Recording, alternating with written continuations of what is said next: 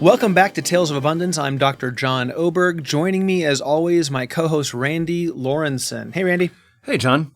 It's an exciting episode today. Getting into core values, culture. We talked about this on a previous episode and are going to go a lot deeper today. So I'm looking forward to this. Yeah, I love this topic. I think, we when you talk about core values and culture, it's, people used to call them soft skills. And I found out recently that soft skills is a term that came from the military. Like you had things that were like metal, like tanks and artillery, and those things, if you were working on those, they were hard skills. And if you were working on things like finance, that was soft skills.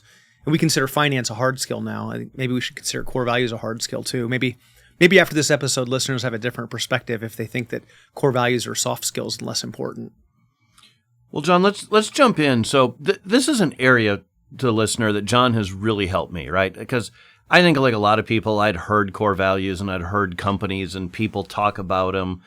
And I think a lot of people have a misperception. I think a lot of companies have core values because they think they're supposed to, but they haven't done the proper work. And I don't think they're implemented right very often is my opinion. And I think that's one of the things in my company that we've done a very good job of, with your help, giving us the right steps. So I'm excited for the listeners to be able to hear this process because I know it really helped me, and I think it'll help people listening. Yeah. And we're talking about this more from a company culture today, but I also think all of this applies to individual.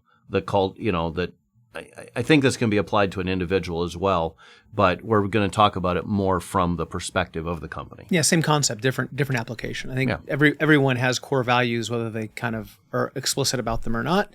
And we're going to talk about like company values and how those can get used and how they maybe shouldn't be used in some cases. Yeah. Well, let's jump in with why, right? So in your experience, why do people do this? What's the real impact of having good, properly executed core values? There are two questions I think you just asked. There's why do people do it and why should people do it? Those might be different answers.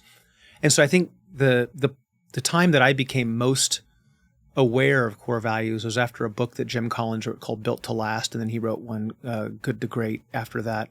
And one of the things he talked about was core values and the importance of core values. And certainly there were lots of corporate core values around before that, and people had talked about it before that. That was just the book that brought into my level of awareness. There are people that have been, in the business world longer than I have that will remember books before that and whatnot. And so I think what you had was in some companies, the core values that were plastered up on the wall, right? And it said, hey, here are our core values. Here's what we do. Here's what we believe.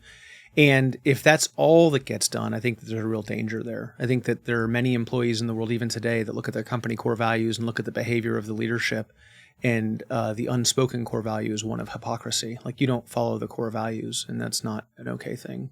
And so I think core values done well, they really guide the behavior of every person, every job, every role inside the company about what you do. And not that you should talk about core values in every single internal conversation of the company, but you should be able to. In other words, you should be able to say like, hey, here's how this conversation does or does not fit our core values. And what you're aiming at is alignment, right? And so alignment of the company from top to bottom. And, we've talked about conflict in, at times, you and I, both on the air and off the air. And, there's only three things that cause conflict in the world. It's a difference of goals, a difference of style and behavior, or a difference in values. And core values can create conflict. So if I have a personal set of values that don't align to the company values, I'm going to naturally have conflict. And so, I would offer to people that if someone's personal values don't align to the company values, that maybe someone should be working someplace different. And I think there's some employees that believe that the company values should be changed to their personal values. And that's a choice. People can, that's a conversation that can be had, but generally speaking, the company's core values are going to win out. Right. So an example, I don't know, maybe somebody that works for an oil company that is a big environmentalist might be potentially, right? Yeah. That's a problem. I think just hypothetically, that seems like an easy kind of conflict. But I would say even some of the oil and energy companies right now, there might be less conflict because they're becoming necessarily more understood. But yeah, I think that somebody that works for the church that doesn't believe in God might be a I mean, there's that happens all the time too, though. I think that's okay as long as they understand the values of the church and the way to operate. I think that the ones where I see it happening were like, somebody once asked if I wanted to go consult for a company that was dealing in an industry that I just philosophically didn't think was aligned to my values, and so I couldn't say yes to that because I couldn't align to the reason they were doing what they were doing. And so I just had to draw some lines. And so like I know a marketing agency. I'm pretty sure I know what you're talking about. Yeah. There was significant financial benefit, but it didn't fit where you thought you should be going, right? Yeah, and it would have been 180 degrees from kind of my personal belief system, and I'd have been doing bad in the world. And it wasn't just neutral. It was actively doing something that was not good.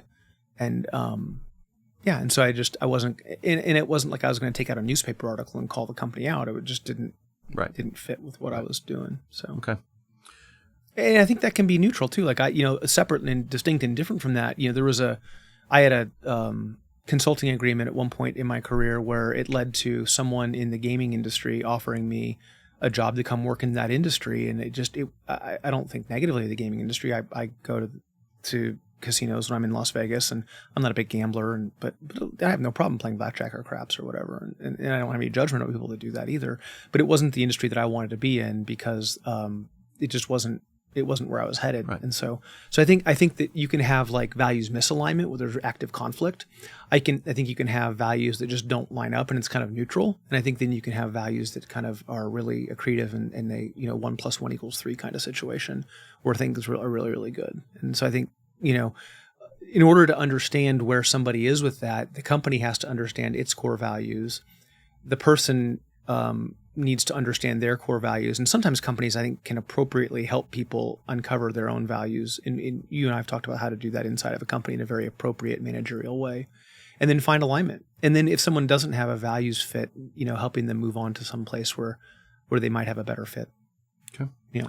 Well, let's dive into identifying the core values, right? Yeah. Because I think a lot of people, I think this is a big place where a lot of people get tripped up is they don't spend enough time. They don't get values that are the right values for that company. Yeah. Right? Because you may start a company and have one set of core values. I may start one and somebody else, the listener, has a completely different core. I think people think there's like a right core values, right? Yeah. But And you may even start two different companies and have different core values slightly because of the company or the industry, right? So how does a company or even a person go about identifying the core values? I know there's an exercise you took me through, but let's dive into how do they do this? Because I think that's a big step. And I think my exercise is a lot different than the one that like Jim Collins talked about. He talked about the mission to Mars, where you take some people in your company who aren't in the room and you go through who you'd send to Mars if they had to represent your company. And then you talk about all the commonalities and the common threads of what exist in the company. And that's I think a fine way of getting to core values. Not the exercise that I've used. The exercise that I've used is you start with a list of, there's 400 values that we've got on a list, and you cross off 200 of them on day 1, and then you cross off 100 of them on day 2, and then 50 on day 3. And then, eventually you get down to like less than 10. And then you pull out a thesaurus and you start thinking through like, how are these defined in the dictionary? And are there words that are similar but different? And so several of the core values for my company didn't come from that list, right? But that list got me close and then got me thinking like, how do I use the dictionary and find exactly the right word? And I think that's an important part of the value system is making sure that you have, the value and then the definition of that value. So everyone's really, really clear on what that word means. And then for the companies that I work with, we take it one step further and say, okay, because we believe this, here's how we act. And it's super, super clear. And that way everyone knows what's expected of them. And in my companies, we talk to people in the interview process and regularly like about the core values. And we talk about the fact that if you operate outside of these core values, that your job could be at risk. And if you're operating inside the core values, then your job is probably safe. And so, and it is very few core values corrections we have to make, but we had it happen recently where we were doing some website development with a contractor and we didn't have the core values conversation because they were a contractor, and we usually do. And the step got skipped. And within 8 hours of that contract starting, they started violating core values left, right, and center. And we tried to course correct and we couldn't do it. And after working together for less than 20 hours, we, relieved them of their responsibilities, made them available to industry, which is code for fired them, and found another contractor. And when we interviewed that contractor, we made sure we walked through the core values in detail before we hired them to make it really, really clear about our expectations of working together. And that contract, not shockingly, has gone really well. So, but you had that because you had figured out the core values, right? Yeah. So I want to go back to that step because I don't want to, for the listener, for somebody that has never done this before. Yeah, let's dive into it. I think it's helpful. Yeah. So we want to add this to the show notes and on our website, Tales of Abundance. People need to go. You need to go see this. Pull it up, and you're going to look at it. I'll just tell you. Somebody went through it. There's 350, 400 words. It's probably growing since I did the exercise. I'm guessing it's a living document. And you look at it, and you're like, okay, I got to pick. By the way, on an aside, how many core values do you want people to get down to? Less than 6, yeah. Less than 6. And the goal is not to pick from this list. I think that's the hard part, right? If you go to this list and try to pick from the list, I think that's almost impossible. I think the first thing you've got to do is like cross off the half or more. Like cross off the ones that definitely don't fit. And then, the list today is alphabetical. It may change in the future. But then just kind of like group the words together that make sense to you together and see if there's a better word in the thesaurus for you, or see if one of them fits better than another. But a lot of times it's like, well, these 4 words are all kind of the same thing to me, and they, I don't need all 4 of them, but which one of them? And I think that's part of the work that gets done, and I think you shouldn't try and do it all in one day. So let me just step back. It's like cross off 100 on the day 1, then put it away. Right. Then come back the next day and cross off the next as many as you can, and at least half. So what we did for my company, there were 4 of us on the executive team at the time, and we each took the list, and day 1, everybody crossed off roughly half, right? And that was pretty easy. Yep. Like the first day's pretty easy. You're like, oh, definitely not this, definitely not this, definitely not this. Yeah. But we all did it individually. We didn't do it as a group. Yeah. And then the next day, I told everyone, okay, cut it in half again and just go through it again. And it gets a little tougher, but you're still, things that the day before you didn't want to cross off, you're like, oh yeah, I can cross that off, right? Because now you've seen some of the better words, and you just keep doing that. Now, I don't remember exactly when. I want to say when it got down to about 30 or 40, it started becoming hard. You're like, well, I like that word. I don't want to cross that off. And then getting from 20 to 10, and I think what we did is when we each had 10, we met and we talked about it. And you put all 10 of them together. So you might, if between 4 of you, you don't have 40 words. Between 4 of you, you might have 15 or 20 words. Right. Like I think we might have had one word that we all had, right? But all the others were different. One of our core values was clarity, was not on my list, but one of my partners had it. And I'm like, oh, yeah, that's really great. And it's probably a word that sure. And then we cut it down. It's hard at the end. Just so people are listening, it was hard getting to like 6. Yeah. And then we got it to 3. And then to your point, we added a word that was a made up word because we had to actually make up. And, we had 4. But there's a concept that was really clear to you that you wanted to grasp that concept in a word that didn't really exist. And so you made up It was following premium cabinet systems and processes to get expected results is what it is. But we made up a word premified, right? So we had 4. And now everyone in your company knows what premified means. Yeah. So, no one outside the company does, but that's okay. But we went to 3 and then 4. So it's I don't know. So is that... Well, it's worth mentioning, too, that core values are designed to be an internal tool to kind of share with your team about expectations and what is designed to have. And so I encourage the companies that I work with, like, not to use your core values as a marketing... Like, marketing needs to be for marketing's sake, and management needs to be for management's sake. And if the two have overlap that help each other, awesome, that's fantastic. But I'm really clear with my team that the core values are about the DNA of the company, and it's not strictly speaking necessary for someone who's consuming services to understand that DNA.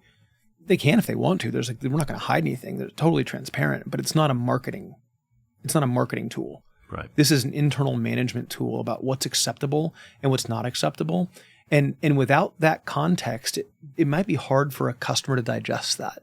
And so we try to keep those internal in nature for our companies so that people don't there's no felt need to defend any of that. Right. If that makes sense. Okay. And we're going to jump into how to use them definitely. So in fact, let's do that right now. How do core values translate into daily actions, right? How do you take, so somebody has their core values. Yeah. how does that impact what happens day to day in a company Well, with them individually? Yeah, and that's where it comes back to because we believe this, here's what we do. I tell people, it's like whether you're a general managing a 20,000 person army or a person who's handling accounting for 3 people, the core values should at least give you guidance about the way that you should do things, right? And so that's what you really want, is because we believe in this, here's what we do. And, for my core values, it talks a lot about how we treat people internally, how we think about our customer, how we handle things when no one's looking. Like those are the types of things we talk about. And, that give the listener an example. I'm just going to pull mine up real quick. I think that's probably the best way to get into it. And so, and the document that I'm pulling up now is available to all of our internal people so that everybody can look at this document anytime they want to see it, and they can understand, like, this is what's expected of me, right? And so we have 6 core values. Our first one is alignment, as an example. I'll read to you what it says, and as I pull it up here. So alignment for us here's our definition. So we defined this the way we wanted to define it after we understood alignment from the dictionary. We looked in the thesaurus, and here's what it means to us. So for us, it means the entire team shares the common vision for the company. We work collaboratively to accomplish each goal while maintaining a sense of appropriate transparency and accountability across departments. We hire employees whose personal missions are in alignment with the corporate mission. We're undivided in our approach. We can debate and disagree, then decide to commit to the decision despite differences in opinions or perspectives. Okay. Now, what that means we clearly understand the stakeholders and their interests in any situation before offering advice. We don't just come in hot and start telling people what to do. We consider the impact of our actions on others before we act. We make choices that align to the objectives of the company, and we call out any conflicts of interest so we can navigate them together. Okay. And that's alignment for us. And we have 6 values like that tell people exactly how to operate. Okay. So I'll give you one more example. I think that's probably meaningful because we hardly ever have people violate the core values, but this one got violated in the last year, and we had to intervene. And so connection is one of our values. And we say that strong relationships are built on a foundation of personal responsibility and accountability. We improve connection by sharing information with each other, by being trustworthy when information is shared, by giving others the benefit of the doubt, and by accepting without judgment that there are different points of view, which create a better environment and more opportunities. What that means we do is that we're transparent with the people who have the context to receive the information. So we don't just give people information, we make sure they have the context to understand it. We recognize the importance of both the content and the packaging of our message to people, and we package our messages to be well received, meaning that it's not good enough just to say the facts. We actually have to be thoughtful and discerning in how we talk to people, and we're aware of our impact on other people. And so here's how that played out. We had someone who reached out to me and was frustrated about a situation, but they then directed that frustration at me personally. No big deal. That happens. People are frustrated. I can live with that. But then they decided they were going to go around my authority and undermine my authority, and told me as such in a text message to me. And it was gross insubordination for sure. Now, I assume the best intent, because that's what we do when we're connected, right? We accept that people have a different point of view. We give people the benefit of the doubt. So rather than me coming in hot and being really emotional, I recognize this person was frustrated by things that were understandable. Even if I didn't know what they were, I recognized they were frustrated. I gave them the benefit of the doubt, and I also recognized that they stepped over the core values, and so there had to be an intervention. And so I made a quick phone call. I said, hey, got your message. And they immediately knew what the call was going to be about. Like, yeah, I was like, let me just start by saying it sounds like you're frustrated about some things that are pretty reasonable, and we'll definitely handle those things to make sure that we get those frustrations handled. It's like, great. It's like, and you communicated in a way that wasn't very connected, didn't you? Yeah, I'm really sorry about that. I said, I understand that, but that's not a way we talk to each other. And so I don't want to make this a bigger deal than it is, but I also want to make sure it never happens again. And that was the end of the conversation. Like, yeah, it won't ever happen again. I'm really sorry. It's like, great. That's what my expectation is, and it needs to not never happen again. Okay. It's great. So it's kind of like it's the guidelines, the set of rules that govern everything that happens in your company. Is that fair to say? It is. And I think it's probably worth mentioning that while I had that one conversation with that one person, that's the only conversation I could think of. That person's worked together with me for, 8 years. But the number of times I've said to them, hey, you did this, and that's a really good example of alignment. Hey, you did this, and that's a really good example of connection, both to them individually and in front of their peers and subordinates. That happens all the time. Good. Yeah. So, and I'm talking, that's happened hundreds of times, right? And so the level of positive reinforcement we give for core values is consistent. Okay. Yeah. And that's really, really important. I think I've heard you say, or somebody else, or probably both, the phrase before that core values are the things that you would rather shut the company down than not follow these. Yeah. Right? Yeah. And then in my companies where I have, the majority of ownership inside the company, the core values aren't up for debate. Right. Like people want their voice heard and they want to shape the company. Hey, that's awesome. But there was a DNA that existed when the company was born, and anything else is a mutation. And so we've been very thoughtful about our core values. And so as such, am I saying that I would never, ever be open to changing them? No, I'm not saying that. But it's probably not a conversation you want to bring up with any regularity in our companies. And there's a really famous example of a CEO at HP, Hewlett Packard, who came in and made some changes to the core values and almost killed the company. And then the board stepped in and reasserted the values that Hewlett and Packard put together when the company was formed. And I think you can have debates about whether the company was saved or it split up or whatever the case may be. But it was cataclysmic. And so, we're really, really serious about our core values, and it's not something that the executive team gets to debate. It's just really powerful, right? Yeah. I mean, it really is powerful to know. It's knowing who you are, right? And I think digging into our next question tells you where you're going also, right? So can you give me an example, maybe a story about one of your companies, somebody you've coached all these companies, a place where a company had a core value, they had a big decision to make, and it helped them navigate that and make a tough decision much easier and make it clear what direction should be taken. Yeah, in my consulting firm, I had a really big opportunity to go have a really big consulting contract that would have been, huge revenue for us, and it wasn't aligned to who we were. It just wasn't aligned to where we were headed, and like I mentioned earlier, we turned that opportunity down, and it just wasn't the right referral for us. And that was a painful financial decision, but it was the right decision for us. And so, so I think that, we had a decision where as I mentioned, a contractor was let go recently. That was very painful because that caused a lot of extra work, and it spun a couple of very senior executives. It cost the majority of a weekend that nobody wanted to work on that weekend. And it was painful work to do, but it was the right call. And so upholding core values isn't always the easy path. Right. Okay.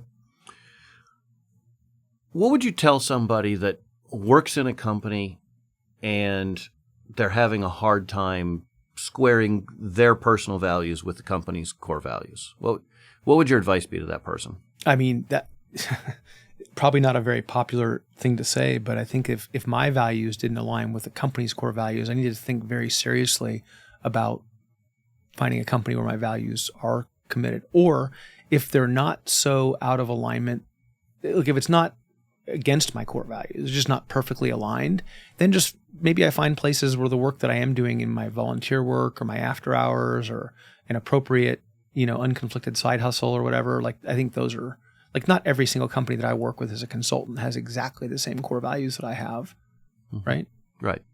Well, the resources that a person gains from working at that company might allow them to do other things that align with their values. Yeah, I think there's a difference between a conflict in values and just not perfectly aligned. Right. Okay. If they're directionally the same, that's one answer.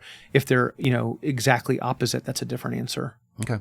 Yeah. I think that makes sense. And I think that's really important in, our climate today. Again, we're giving podcasts that are hopefully evergreen, meaning that they're not temporal, but we live in a time where there's less and less discourse and healthy debate. And I think that I'd be an advocate of more and more healthy debate where we can have differences of opinion, but still move forward to the same goal together. And that's in our company, we talk about debate, decide, commit. And then what people know about me is that in that debate, decide, commit environment, we're going to debate rigorously. We're going to have healthy conflict, right? And then we're going to make a decision. And then we don't revisit that decision unless there's new data. And that means that if someone didn't like the decision, they do not have free reign to just bring that up and complain about it, because we've all made a commitment together. And we've heard as much as, as much as the time allows for us to debate, decide, and commit. And there's a place to debate and decide.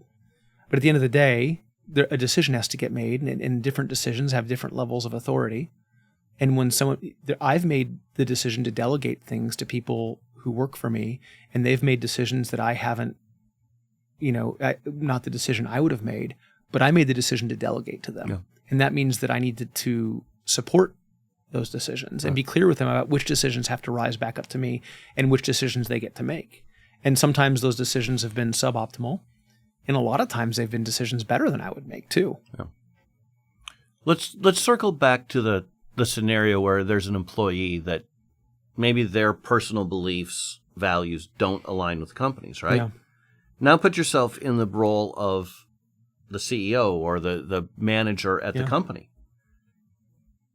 Do you really want that person sticking around? Well, we evaluate that in the companies that I work with. And so we look at if someone's aligned to each core value, great, thumbs up. If someone is aligned to that core value most of the time, but there's enough times we've seen that not be in alignment, then we have a period of adjustment. And so we try to get that solved within 30 to 90 days, depending on how serious the issue is.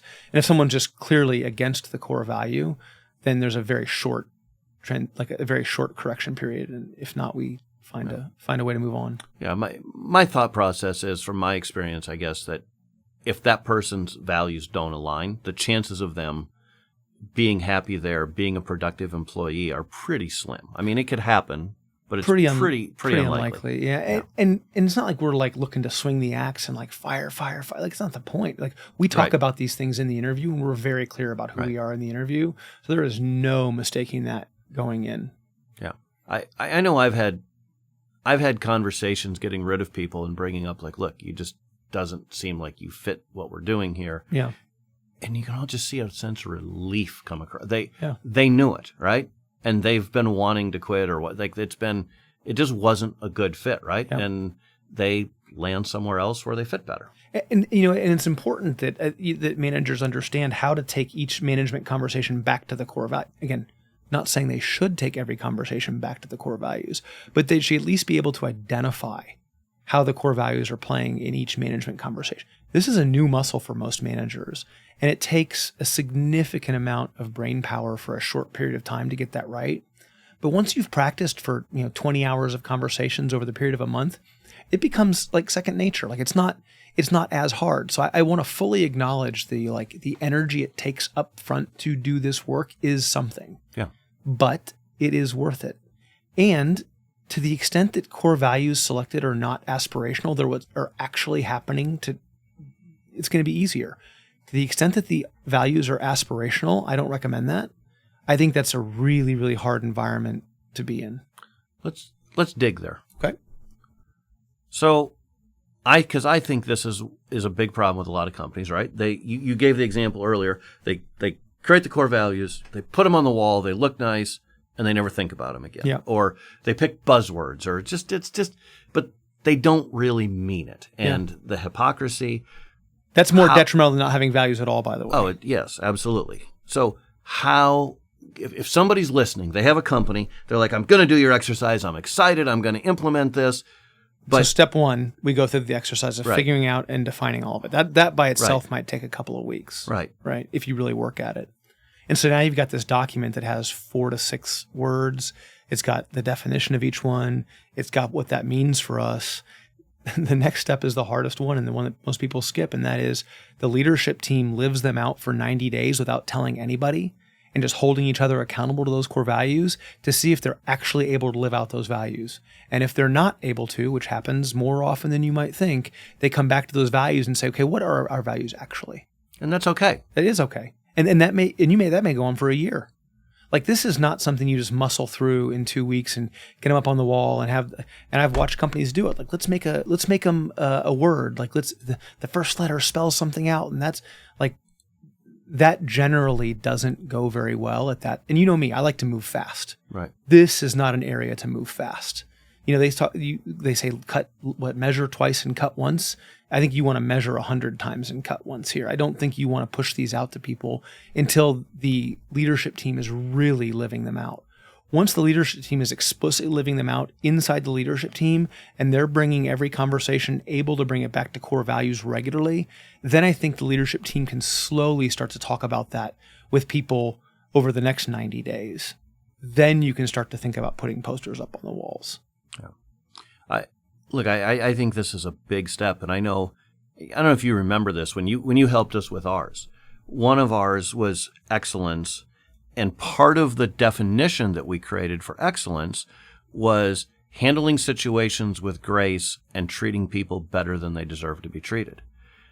And that was one of those where we had to ask, can we do this? And part of it was me, that I tend to be very like a lot of times I'm abrupt and I want to get things done and not always patient. And I'm like, okay, that's not exactly grace all the time, right? And we had a member that's no longer part of the executive team now, but was at the time, that was way fiery than me, right? And there was a real question between the two of us. I was like, look, can we do this? So we didn't bring that. Yeah, you're right. We didn't bring that up to anybody till it was at least 90 days. And it was like, can we do this? And we had to constantly remind ourselves, right? Well, there was a couple meetings, if I recall correctly, where it was like, hey, guys, is that, like, we had that conversation, like, hey, guys, is that actually that value? And there was like, ooh, no, it's not. Right. It's okay. Well, then we can either change the behavior or change the value, but let's not skip that step. Right. So we had to, that was a real question. And, maybe it would have been better if it was a question to take it out, but we felt like it was aspirational enough or worthy enough to personally grow toward it that it was worth seeing if we could, almost like a challenge to see if we could do it. Well, and having aspirational values is really dangerous. And I see, a lot of companies, they choose one or two aspirational values, and I get it. I get it. But I really encourage them, companies to have as few as or zero aspirational values, because there's enough challenges in the world. Like, making it more tough on yourself as a manager is not generally the right call. You know me. I'm not afraid to put a little hurdle in the way just for fun. I said generally. So somebody they've gone through the exercise. They've got the right values. They've decided, you know what, we can live these without being a hypocrite and everybody thinking we're idiots and we don't follow our own values. Yep. Now it's like, okay, let's bring this to the team. What do they do? Massive reinforcement, and mostly positive reinforcement, but also reinforcement. And so, I've done this a lot of different ways with companies, but you can have like company bucks, where every time somebody does something, everyone gets $20 company bucks every week to hand out. And every time somebody does something that is one of the core values, personified, they give that out, and they write down on the buck, here's what you did and here's the value that you lived. And it's that type of grounded feedback. It's not like, hey, Randy, you lived out Primified. No, that doesn't count. It was like, hey, Randy, you did this thing. You just talked to a customer and you went above and beyond to solve the problem. And at the end of the day, that's Primified. Where are they writing this? On the back of the company buck. Or if it's a remote environment, they might be putting it inside of a communication channel like, Google Chat or Slack or something like that. And there's even companies like Bonusly that will track this for you. And but you can do it just, a spreadsheet. Like, here's all, and then you review that spreadsheet with the whole team so everyone sees all the different ways people are living out the core values. And then there's some kind of like way to win. And so, one way to win would be like a company store, where you get to use those bucks for things that are hopefully high quality and meaningful, not just tchotchke, right, that people throw away. So like real stuff. Or in one company, before I was working on type 2 diabetes, we had Hershey bars with Post-it notes. And the Hershey bar had to have 5 Post-it notes on it before you were allowed to eat it. Right. Okay. So people knew, like, the 4 people before them who had done something to live out the value. And so you play fun little games to like all the positive reinforcement. And then you do have some negative reinforcement, like the corrective reinforcement you have to have occasionally, but it's a lot less. Okay. Yeah. What else? I mean, what else do you do? I think if you can bring those positive reinforcements to every conversation and make sure that managers are kind of sharing those stories and peers are sharing those stories, and you do those things publicly, you start to live out those values really, really regularly.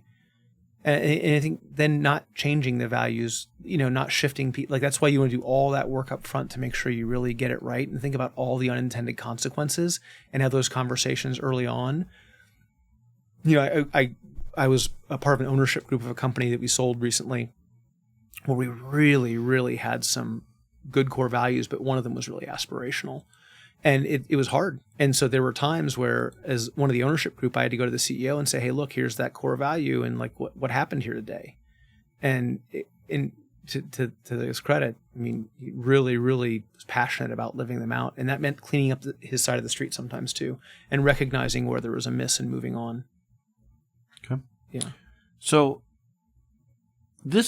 the next question is one of the areas that I don't think I expected to be a benefit and found it to be a great benefit. Okay. The role that core values play in hiring people, attracting talent, retaining that talent. Can you talk about that a little bit? Yeah, I think there's a couple ways this can play out, some good, some bad, right? So if you have really attractive core values and they're really, really straightforward and the applicant comes into the company and you're not living them out, like very few things can be more detrimental than that. Like that can be really, really tough. Right.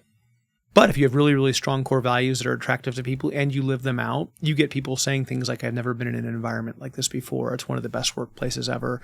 It's a lot of the things that people want in their work. And I was looking at some research, some jobs data last week, and one of the top 5 things that people want in a job, and this was a shocker to me, was they wanted to have a best friend at work. Which, I mean, we can have community, a whole connection. Yeah. And so when you think about what birds of a feather who flock together, you talk about people who have similar goals, similar styles, and similar values. Mm-hmm. And so if you're putting people into the room that have similar goals and similar values and different styles, hopefully from a diversity perspective, but are able to be accepting of one another's styles, then you have a really powerful community working together towards something. And this would be really akin to sports that you've played, or a musical orchestra where there's, everyone's got the same score, but everyone's playing different instruments. And so they all have the same goal, they all have the same values, but they have different instruments and styles, the way they play those instruments to come together to create beautiful harmony and melody in the music. And so I think great companies are a really great analogy to that, is how do you get people with the same sheet of music, goals, right? The same values about music and the arts and the creative part, and then different styles, but, woodwinds versus percussion versus brass and all that stuff. And how do you put it all together? So let's be specific. Yeah. So you're interviewing. Yeah. How do core values play into that? When we get to a certain part. Hold on. Better question. Stop. Let me come back to it. Before you're interviewing. Yeah. In marketing, do you use it in the job description? Not generally. Yeah. I do, by the way. I don't think it's a bad thing to do, but again, back to the marketing part, without context, I think core values can be misconstrued. And so I don't think there's a problem with you doing it. So feel free. I think lots and lots and lots of companies do that. I find that I want to have a very robust conversation around it at the appropriate part of the interview process, and that's the cultural interview, which is generally toward the end of the interview. So I think here's what I would not like to see happen. Is I would not like to have HR and marketing get involved in scoping the core values for the benefit of recruiting, which I've seen happen, for the benefit of marketing and for sales and like that. I think that's a great way to get core values to try to be something they're not. They need to first and foremost be the core values for the management and alignment of the company internally. If they happen to be okay for recruiting, they happen to be okay for marketing, hey, that's fine. But that is like, I'm not looking for someone to come pick on my core values from a marketing or an HR perspective. Like that's not, like these are a management tool. And I'm really, really, really convicted about that. I'm thinking I put them in more as a way for people to disqualify themselves. Sure. Like if they can't follow these, please don't apply. Well, and I don't know a lot about this tool called the Culture Index, but I've heard amazingly good things about it. And I think one of the things it does, and someone from Culture Index can come jump on the show with us and give us correction and tell us if I'm wrong. But I think one of the things it does really, really well, it helps people understand how to get really well aligned at the company level, which is really important. So it's one of the things it does. Okay, so back to you say don't use them in the I'm saying I don't. Right. I think, and the reason for that is I've seen HR and marketing teams try to turn them into something they're not. Okay. And it's like, no, we need to change the core values so that we can market this way. No. We need to change the core values so that we can recruit this way. No.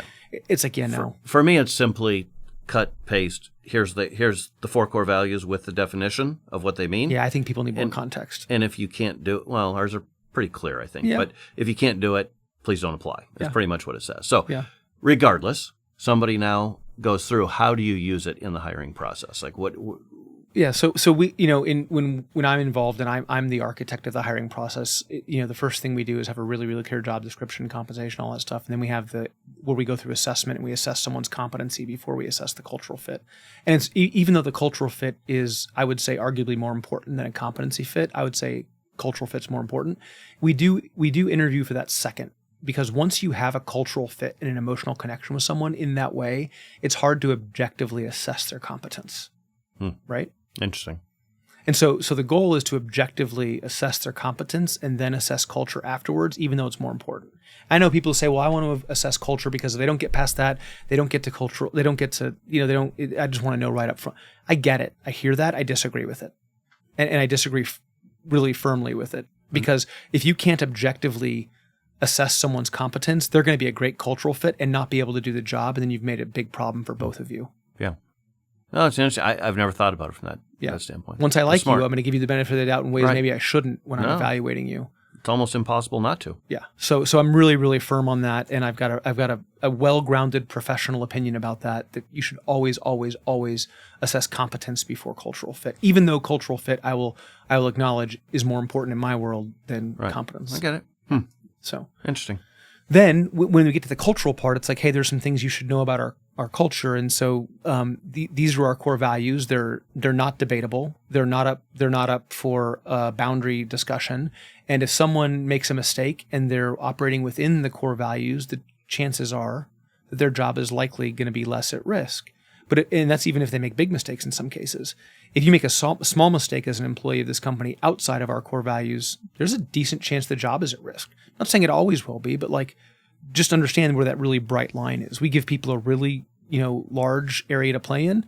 We draw a very, very, very, very, very, very bright line. And if someone's on the wrong side of that bright line, it's a much more difficult conversation, regardless of the size of the mistake that's made. I think the only thing I might add to that, if I may, is that I think people, they see that as leadership, knowing where you're going, and I think that attracts most people, right? I know coaching kids, young boys in football, one of the things that I don't think they realize they want is strong leadership and be held accountable. And I think core values and having that is, I think it's attractive to people. They want to be a part of an organization that's built that way for the most part. Yeah, I would say it a little differently. I would say that the people who I want in those roles are attracted to that. And the people that wouldn't like those roles are not attracted to it. I think there are people that are entrepreneurs that want to be doing it themselves and be their own boss. And that is a thing. And it's a really important thing for our world. And I think those people would be less excited about working inside of somebody else's structure. They want to make their own structure. And I coach a lot of those people and I have them as clients, and I really encourage that. And so I think that when you are really clear about what you want, you attract the people to that thing.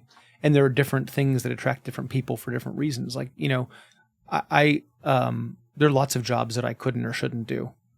Right. I work with a lot of physicians and some surgeons, and I tell them, if I picked up a scalpel in your operating theater, would you stop me, knowing that I have never been to medical school? And they said, absolutely. Said, great. Well, there are things I'm an expert into, and that's my operating theater. Right. So I think recognizing where the boundaries of, it's really easy to understand the boundaries of a surgeon, right? I think executives don't have that clear set of boundaries sometimes, unfortunately. And so places where we can draw those boundaries and help people understand both the expertise that we bring to the table as leaders in some cases, but for me, you've also heard me talk about the limitations of my knowledge set, or the limitations of my expertise, or the limitations of my ability, I've got lots of limitations that you know better than most people. So if I can acknowledge where those limitations are and then draw people around me that complement that skill set, then I'm building a better organization for sure. Let's dig a little more into the mistakes people make, right? Because I think this is one of those areas where if people aren't going to do it right, you're kind of better off not doing it. So what are some of the mistakes people you see people make, and how do they avoid them? That company that I sold with as part of the ownership group recently, I think the places where people stepped out of line with the core values, you found people making shortcuts. So there's like an efficiency gain to be had, and people tried to cut a corner where they shouldn't have tried to cut a corner. And in some cases that cost a lot more than the cut corner. Mm-hmm. In some cases they cut a corner and got away with it, but the risk just wasn't worth it. And so I think, so in my company, it's about, there's a couple of values we have. One is about it talks explicitly about doing the work the right way, especially when no one's looking. In my personal values, my daughter's, in her 20s now, but one of my core values, the acid test for me, is if I had to explain this to my 8-year-old daughter, could I do it in a way that I'm proud of? Love that. And for me, that's a really serious acid test. Probably not the right acid test for everybody, but for me, that's a real, if I have to do a gut check moment, and if I start finding myself tap dancing in my head around my 8-year-old daughter conversation, something's wrong. Something's really wrong. And I need to get light on that immediately. And that generally means going to a mentor or a friend or a coworker and getting really honest about the conversation so I don't make a big mistake. What about weaponizing core values? Want to talk about that? Yeah. This is weaponizing anything can be hard. I think let's talk about, for the listeners, what weaponizing something is. And I as you know about me, I've got a real sensitivity to people weaponizing things they have no business weaponizing. And so we see this in our society, especially with mental illness terms. When someone calls somebody else, that person's bipolar, and you're not two therapists talking in a room about someone being clinically bipolar to help them get better, that is a great example of someone name calling. That's as bad as calling someone an asshole or whatever else you want to call them. It's a form of character assassination, and in my world, totally inappropriate. Right? Because what you're doing is you're making an assessment, especially if it's a person who's not a clinical therapist, and you're really just name calling. Right? And so you can definitely find people who weaponize core values in the same way by trying to point out all the ways somebody else isn't using a core value versus looking in the mirror about all the ways that I should be living out the core values as a leader, right? And as a leader, as a manager, it's important to hold that boundary from a managerial perspective, from an accountability, responsibility perspective, and a manager's called to do that as a part of their job description. But that's really different than if you and I were coworkers and I start name calling. Right. That's just not that's not a core value. It's hey, that's not actually a helpful conversation either. But let's take the flip side of that. Let's say somebody isn't following the core values. What's that person supposed to do? Well, I think there's a couple things. If it's appropriate to intervene and ask questions, let's just role play for a second. If we're coworkers and you're not upholding a core value, you're not prima-fied, right? So instead of me saying, "Hey, Randy, you're not being prima-fied right now," if I were to say that, how would you naturally respond to that?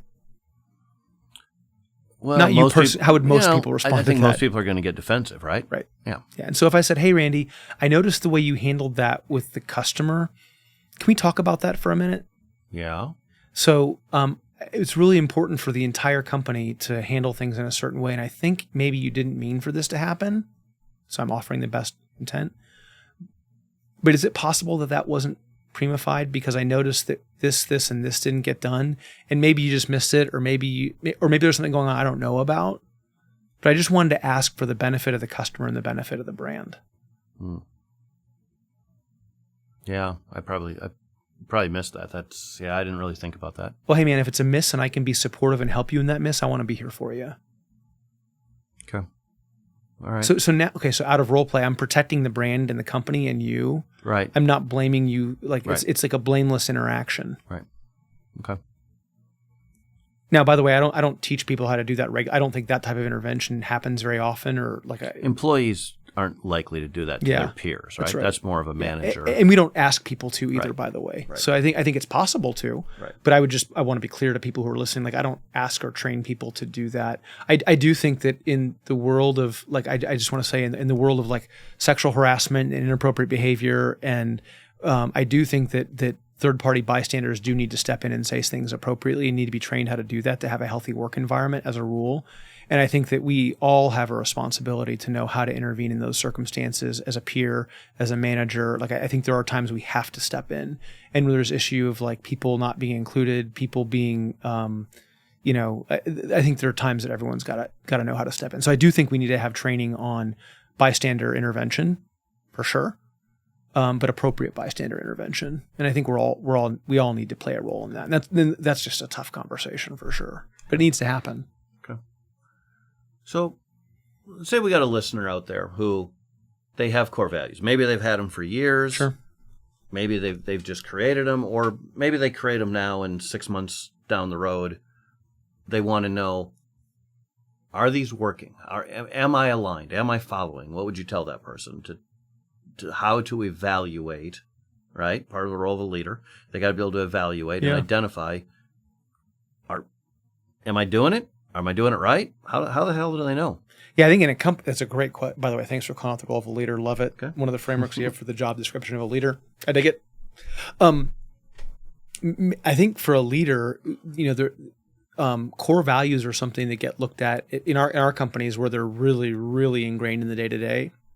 Once a year, we ask the question, and at the very least, about ourselves as a leadership team. And we have a really open, honest culture where I've had subordinates, very rarely, but occasionally come to me and say, hey, I don't think this fits our values. And I can't think of a time, I can only remember one time I've been confronted, but they weren't wrong. Right. I've been confronted too. I've had people bring it up. It's pretty sobering. Yeah. Right? When somebody brings it up. Yeah. And so shutting that down, I find would be really destructive to the culture. So the answer, back to the question is, how do you know, is if somebody brings it to your attention. I think that's one way. I think another way is just look, if you can get the core values to say, because these are our core values, here's what we do or don't do, and then just hold that up and take a peek at it occasionally and make sure. Like for my personal core values, like I'm not going to say I look at them every day, but they're in front of me relatively often, and I you've heard about my core values for years and years and years. And so honest question, we haven't talked about this before the show, so I don't know how this is going to go, but how would you say I do with my values? I'm going to pull them up. I'm going to pull them up on the screen so you can see them real quick. Since I happen to have them here. I think you do well. I don't. You're not grading my paper. Yeah. I'm not thinking about yours. I'm thinking about mine. Right. Right. So. Natural. Randy's looking at him right now if you're not watching. I think good. I would say you do very well. Yeah. A great example of where I wasn't doing well, being deliberate is one of my values, and it's really important to me. It's in my companies as well. But years and years ago, the word that I used was balance. And what I realized is I wasn't always in balance. And then what I realized is I didn't want to be in balance. Like I recognized that life is maybe balanced over the period of a decade, but may not be balanced in terms of a week or a month. And I was really struggling with this, and I heard or read, I don't remember which, but Stephen Covey was talking about how people go out of balance at times. And the example I remember him using was that when you have a child, life goes out of balance for a while necessarily, because if it doesn't go out of balance, you don't take care of that child. Like you have a lot of responsibility to keep that human alive. And that means being up in the middle of the night. It means, diapers and feeding and all these things. And so you're not in balance for months or years. And that's okay. And so I was like, oh, the reason I'm struggling with this is because, if I wanted to be in balance every day, like that's not really what I want. What I really want is to be deliberate about my decisions and my investments of my time, my energy, my money. So I'm really talking about being deliberate. So I really took a word that wasn't what I was trying to get at, and I made it much more clear about what I wanted it to be. And so that's a place that I found myself out of alignment with the value that I had written down, because I'd written it down in a way that I didn't mean to. It wasn't my intention. Yeah. I mentioned excellence for 10 plus years was one of our core values. Yeah. We very recently changed it to a 5-star customer experience. And the truth is we didn't actually change the value. We changed the wording because the way we had to explain excellence, it wasn't a traditional. Yeah. When the truth is you weren't excellence in every area wasn't an important value to you. It was creating that 5-star customer experience. So I think we actually, I don't think we changed it. We clarified it. That's right. Right? Is what we really did. Yeah. So it's still basically the same thing. somebody starting out, this can be maybe a little overwhelming, right? We got all these steps, and you're saying it's going to take all this time, and then I have to do blah, blah, blah, all this crap. Let's go back to the payoff. I want to remind people, why do you want to do it? Long term, looking down the road, what's the payoff here? How does this impact long-term success? Yeah, the people that I work with, I believe that managers have to manage. I don't believe you like hire good people and let them do, everyone has to be managed in some way, shape, or form. But when we have high values alignment and high goals alignment, and we understand our differences, it allows people to really go out and get their work done and be exceptional. And so I find that I work with really, really high performing teams. It's great. And I was my wife, who also manages people. She and I talked about the fact that I don't think that people who are mediocre at their job like working for me, and I'm okay with that. Yeah, that's great. I'm okay like that. I accept, and that's not a value judgment against who they are or what they do, but that's just not. I'm going to work with high performing teams. Doesn't mean that everyone's going to work the number of hours that I work. Doesn't mean that everyone's going to work the way that I work or on the things that I work on, right? But the things that they are going to do are going to live up to the values that we have. And so my values are alignment and authenticity, connection, deliberate, continuous improvement, integrity. Those are things that my team knows backwards, forwards. They hear it all the time. I don't think they roll their eyes as often as they used to, but but we really, really hold people accountable to those things. And they appreciate that we have a framework that they know what to expect from me and from leaders in the organization. And it gives them a way of making decisions when I'm not around, right? They can go to the values and make good decisions in almost every circumstance, or at least know when I have to be called in, and which is less often than we might think. What you've already talked about, you changed balance, you realized that wasn't the right one. Yep. Any other challenges, mistakes, lessons? We had to go back and make sure we define them, more clearly over time. And, it's one of the things, what about accountability and responsibility? Aren't those values? And so for us, it was no. And the reason those aren't values is because those are a part of how we define other values. And so if I look at where does accountability come in, if I go look at connection, we see accountability and responsibility as the underpinning to successful relationships. I had a PhD in clinical therapy once said that accountability and responsibility are kind of fundamental to every relationship, and that really stuck with me. Is that's the ground you stand on when you have a personal or professional relationship.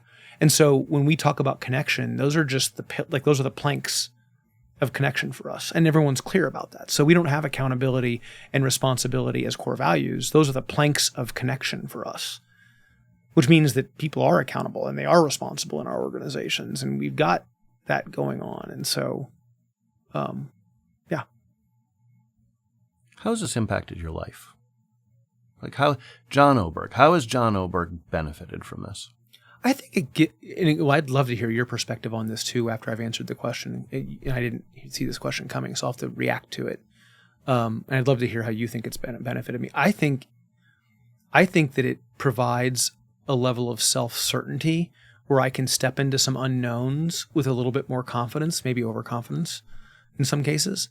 But I can step into situations with a level of confidence that I have a set of grounding principles that are an anchor for me, that the waves and the wind aren't going to yank me away from these anchors. It's a really, really certain anchor for me, similar to my faith. And so that I can handle a lot more uncertainty around me because there's so much certainty. And my values are really about my faith. And so I feel really convicted in all of that. So I deal with fear differently. I deal with uncertainty differently. And I can step into unknowns and not be fearful, scared, whatever. And I think, so for me, I think what I've gained is a level of confidence and certainty that's helped me be okay in environments where other people may feel thrashed or, battered by the wind and the waves. And I just don't, and that's, by the way, I don't want to at all say that I don't get battered by the wind and the waves. I'm just saying that I have an anchor that gives me more confidence that I'm going to be okay through the storm. It still sucks and it still hurts and I still make mistakes and all those things happen and I still face it like anybody, with similar circumstances.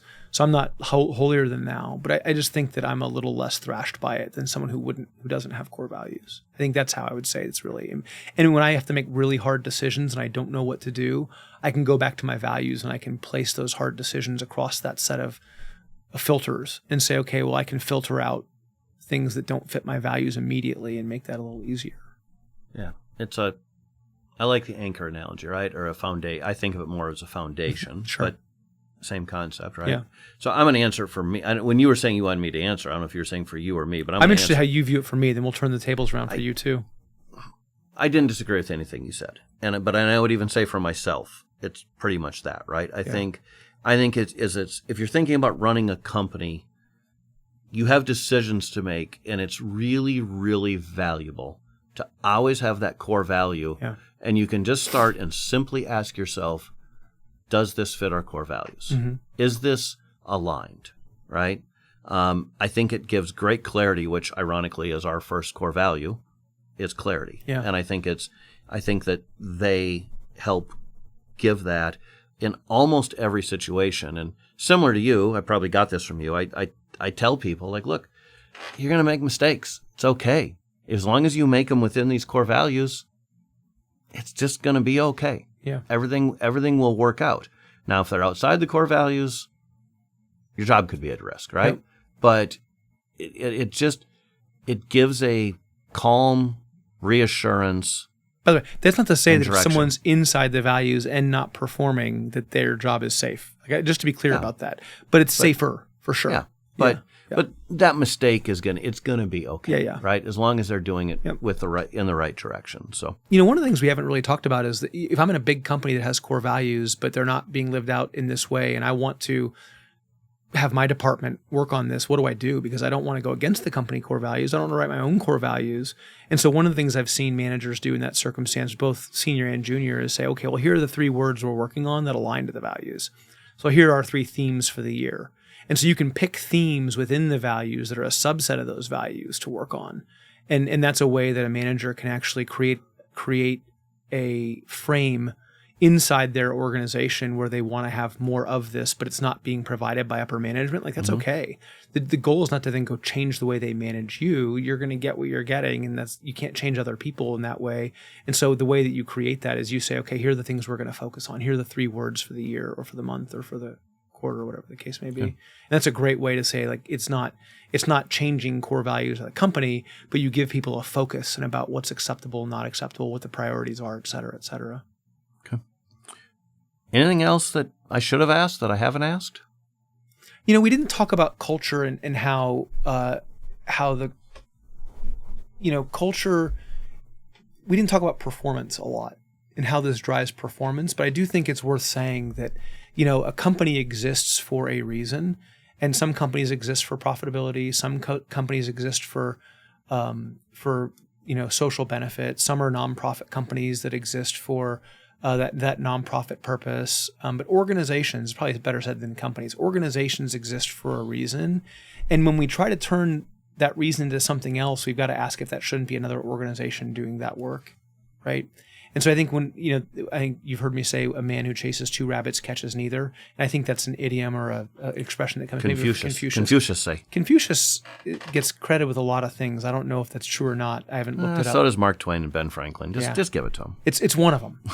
Somebody other than me said that a man who chases 2 rabbits catches neither. And it really stuck with me that, that visual, when you really think about it. And so I think a leader's job is keeping the organization pointed at the destination. An airplane can't land at 2 airports at once. It can go one then the other, but it can't land in 2 places at once that are different places. And so ship, same thing. And they're both being constantly battered by the weather. And so this real clarity of, what we value, how we're going to get there. And then we talk about in the role of a leader, outcomes and direction and all these measurement and those things as well. But I think that, this is for a purpose, right? Toward a purpose. And so core values are just, they're one tool among many that are really, and a far-reaching, really important tool, but it can really provide a really solid anchor for everyone in the company if the leadership allows it to. Okay.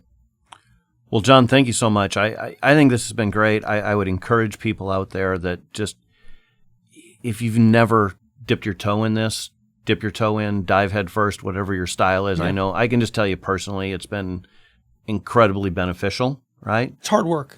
It is. It is, but the payoff is worth it at the end, right? Yep. And so dig in. There's tools on our website, talesofabundance.com.